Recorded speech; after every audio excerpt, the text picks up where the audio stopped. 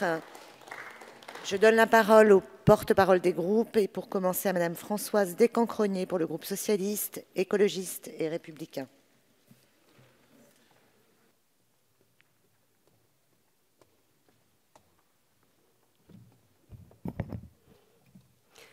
Merci Madame la Présidente, Madame la Ministre, Messieurs les rapporteurs, mes chers collègues. La mission budgétaire que nous examinons aujourd'hui est essentielle au bon fonctionnement de l'appareil d'État puisqu'elle inclut dans son périmètre deux piliers essentiels au bon déploiement de l'action publique, les finances et les ressources humaines d'autre part. Plusieurs grandes directions d'État sont directement concernées, la DGFiP, les douanes, la direction du budget, la DGAFP, etc.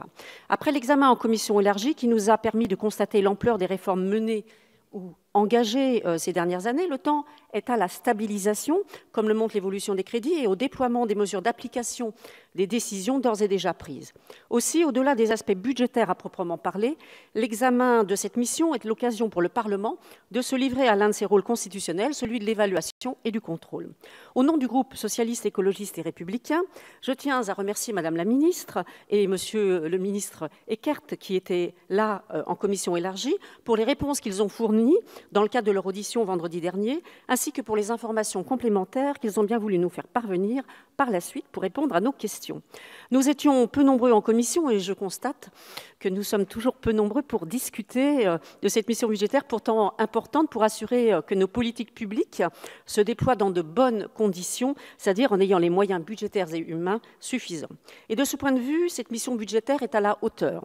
L'action menée par le gouvernement avec l'appui de la majorité et donc du groupe SER qui votera ces crédits comme il l'a fait en commission, c'est une action dynamique qui est loin d'une pure logique de gestion comme il serait facile de le faire sur une mission budgétaire de cette nature.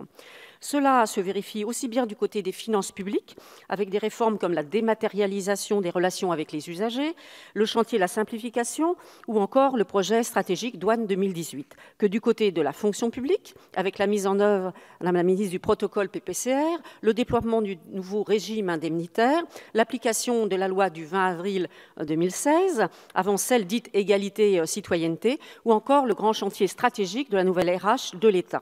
J'avais eu l'occasion d'intervenir notamment sur ce dernier point en commission élargie. Aussi, je n'y reviens pas.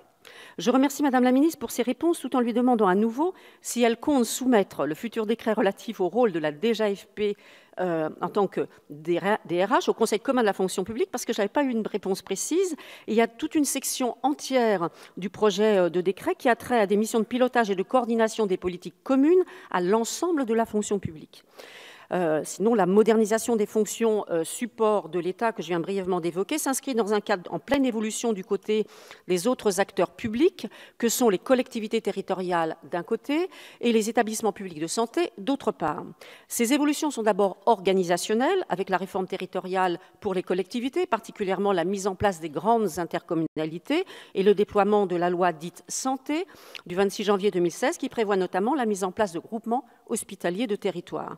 Ces évolutions sont également organiques, si je puis dire, si on regarde de près les versants territoriaux et hospitaliers de la fonction publique, qui ont, tout comme la fonction publique d'État, plusieurs réformes à mener de front, comme le déploiement du RIFSEP pour la territoriale, la mise en œuvre du PPCR pour la territoriale et l'hospitalière, ou bien encore la révision des 55 statuts particuliers des cadres d'emploi de la fonction publique territoriale et des 50 statuts particuliers de la fonction publique hospitalière. Enfin, ces mouvements de réforme structurelle interviennent dans un contexte d'affirmation d'orientation forte en matière politique, de politique publique transversale qui nécessite d'être intégrée et déployée, la déontologie, les inégalités entre les femmes et les hommes, l'ouverture à la diversité, à la jeunesse. Dans ce contexte, l'accompagnement des structures et des agents est essentiel pour assurer la réussite de ces réformes. Aussi, je salue à la fois, Madame la Ministre, l'augmentation des crédits dédiés à la formation des fonctionnaires inscrits dans le programme de fonction publique de cette mission budgétaire et la circulaire relative à la formation que vous avez prise le 17 octobre dernier. Toutefois, ces actions ne visent que la fonction publique d'État. Aussi, je souhaitais vous demander plus particulièrement, Madame la Ministre, comment l'État accompagne les autres acteurs publics pour la mise en place de l'ensemble de ces chantiers que je viens de décrire rapidement. Une question similaire vaut pour les autres les directions support de l'État. Sur le champ des finances publiques, nous allons vers une harmonisation des pratiques comptables entre l'État et le secteur public local et de santé. Et il y a lieu de s'en réjouir au nom du principe d'unité de l'action publique. Et je sais par exemple que la DGFiP accompagne les collectivités territoriales sur les déploiements de la version 2 du protocole d'échange standard, de l'application de la gestion comptable et financière des collectivités Helios. Le projet annuel de performance nous apprend par ailleurs que la DGFiP accompagne également les nouvelles collectivités issues de la réforme territoriale et les établissements de santé vers la certification de leurs comptes. Madame la ministre, pouvez-vous nous donner plus de détails sur les formes que prendra cet accompagnement de l'État sur ces différents projets, aussi bien pour les collectivités que pour les établissements publics de santé?